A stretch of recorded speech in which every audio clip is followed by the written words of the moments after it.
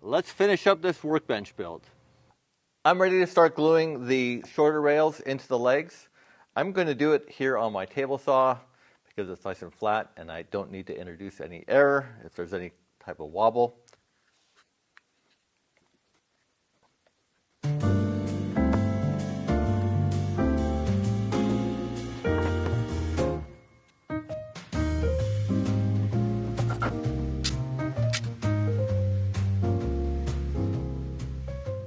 Along with the glue, I'm going to lock each of the tenons in place with a 3/8 inch dowel, or a couple of them. I got them pre-cut and put a little chamfer on them.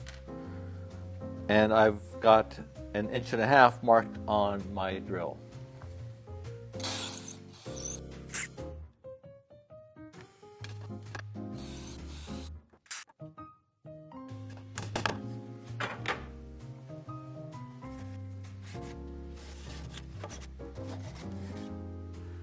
After days of cleaning up mortise and tenons, I'm finally ready to glue up the base. The last thing I did was I used my mortiser and I made a groove in the bottom of the top rail on the side that the leg vise is on, and that's for the dead man to run in.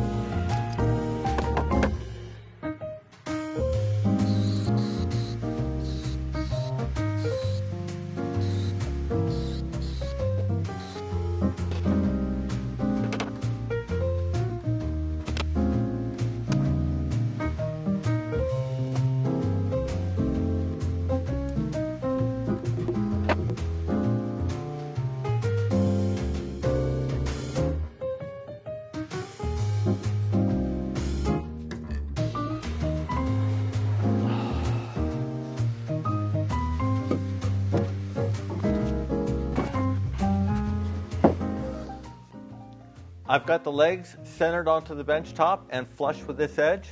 I've used a pencil and I've gone around and marked where the tenons are.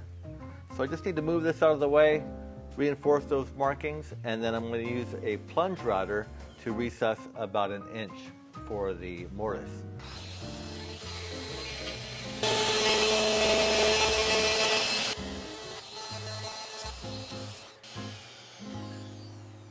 All right, I've got my little training wheel set up here again. Just a nice square edge, just so I can make sure the chisel stays nice and square to the piece.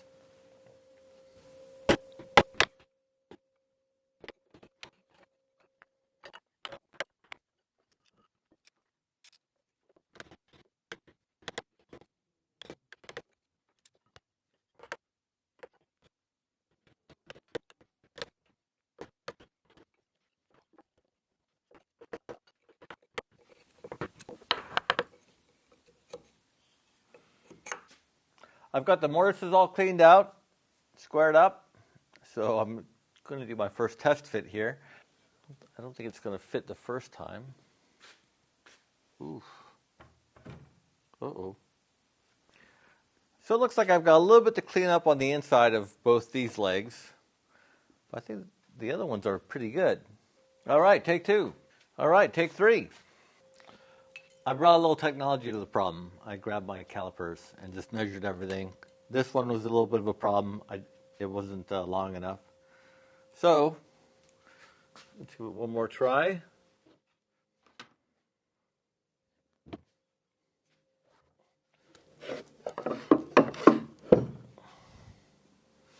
Yay!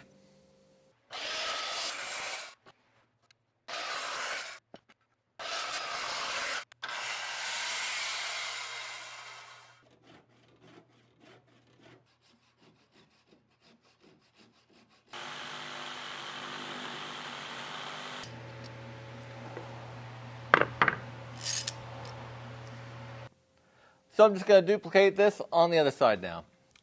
My end vise is going to be on this end of the workbench. And I'm going to have a piece of wood here as well as the piece of wood that's on the vise. So I want to join the piece that's at the end here with a spline. So I've got my plunge router out again. I've got a 1/4-inch bit, and I've got some stops here and a rest. So I'm just going to start here and just go across, maybe do 2 passes, so it's maybe a 1/2 inch deep.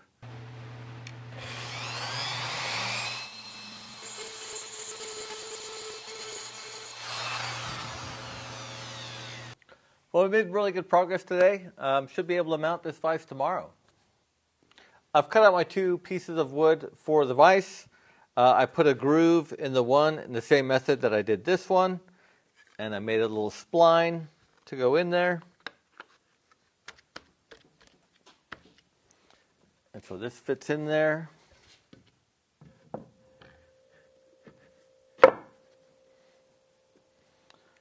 But now I need to figure out how to drill the holes through both these blocks of wood.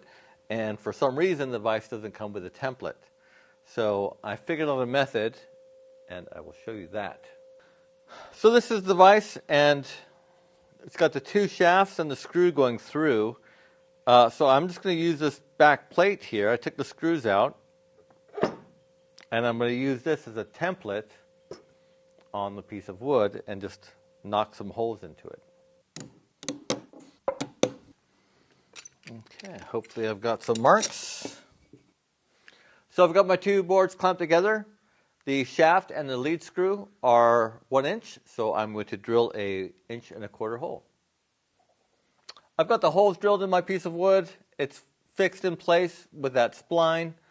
I've got the fixed part of the vise sitting behind it just to check the alignment, and it's okay. I wish it was a little better, but that'll be fine. So I'm just going to come up with a jig so I can glue this in place and let it sit overnight.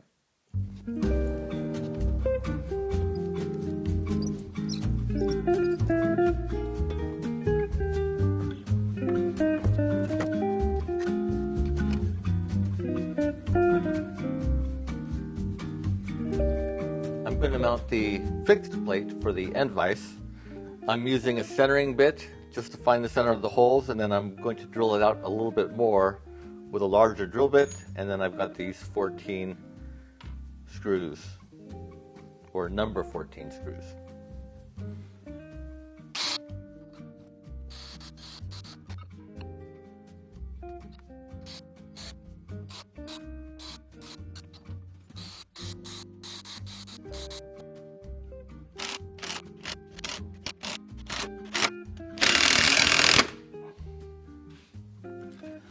I've got my movable board, and I drilled some 3/4 inch holes there for any attachments I want to put on, any bench dogs or something like that.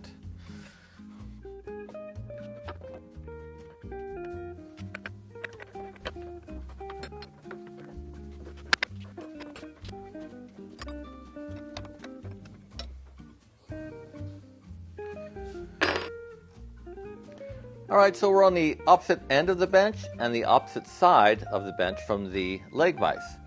And I want to mount this 9-inch Yost vise. But just mounting it as it is would be too simple. So I'm going to actually inlay it into the bench top about 1.25 inches.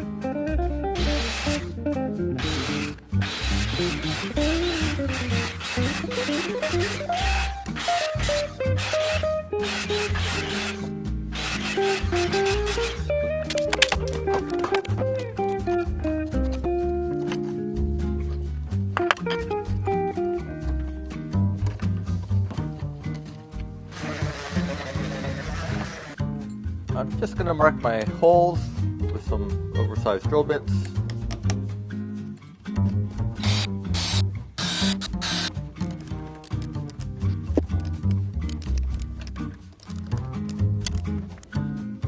I'm going to leave these back bolts loose like this, and I just got these started, and I'm going to take them out. I'm going to remove the vise because the top is going to be quite heavy as it is. I don't need this extra weight.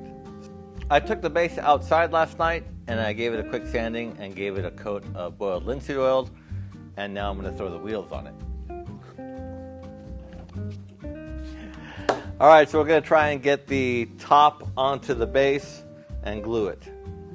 I've brought my lovely assistant, and hopefully we'll do this without too much yelling and screaming.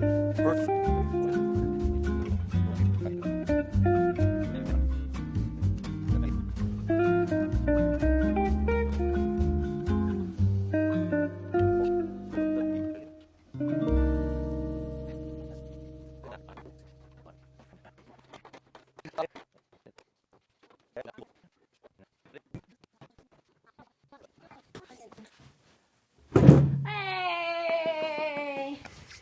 Up top. Ooh, while you're here,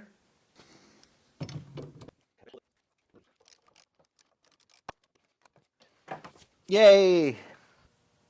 This morning I want to get the wood soft jaws installed on this 9-inch Yost vise. I've got my failed first attempt at the leg vise sitting here, so I'm going to use that piece of wood. I've got the piece cut out to the rough size, and I just wanted to fill in this little gap here, so I'm just going to come up and then cut out, and I'm going to use the bandsaw for that.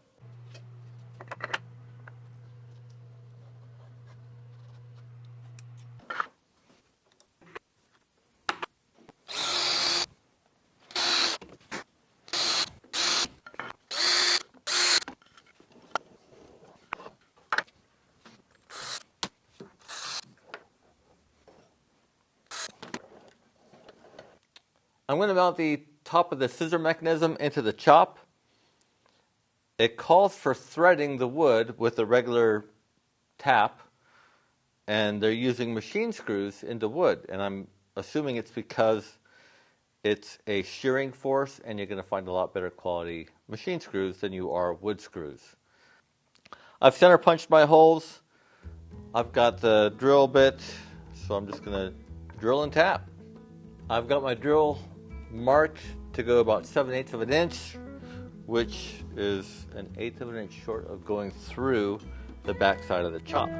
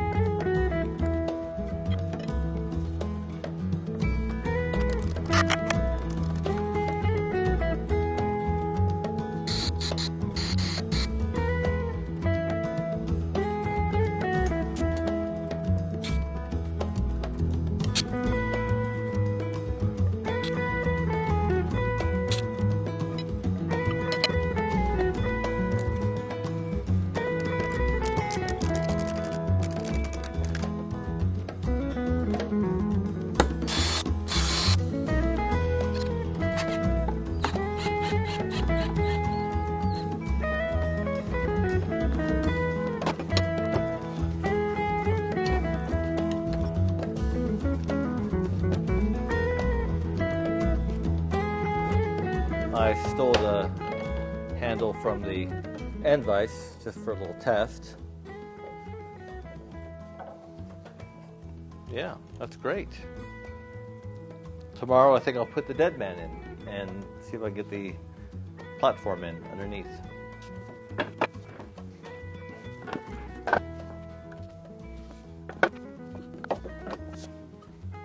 We're getting close. I made the new platform. I had some black walnut pieces I made years ago, but because I strayed away from the drawings, they would no longer fit, so I had to make those new ones, and I made them out of hickory. They look nice, and that's the emptiest you'll ever see them. I also made the little triangle thing for the dead man to slide on for that side, and I've also had this piece that I made years ago. And so I'm just about to cut the triangle into the bottom of this so it can slide along that rail and act as the dead man. So I'm going to do that at the table saw. I made the triangle piece at the table saw with some very long push sticks because cutting stuff at a 45 just seems scary. So I've got it set up, so let's have a look on how I'm going to cut this triangle into the bottom of this piece. I transferred my mark on how high I want the cutout to be over at the workbench, and then I drew 45-degree lines coming off of that. Over here at the table saw, I've got my blade set at 45-degree angle. I've got my 1, 2, 3 block set up here because I don't want to run the piece through the blade riding alongside the fence. Of course, I'm using my miter, and I will just slowly raise the blade until I have the cutout completely through.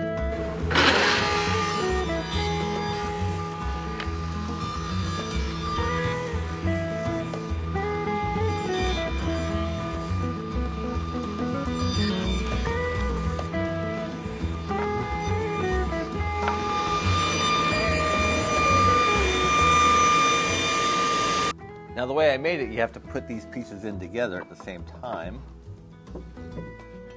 I hope.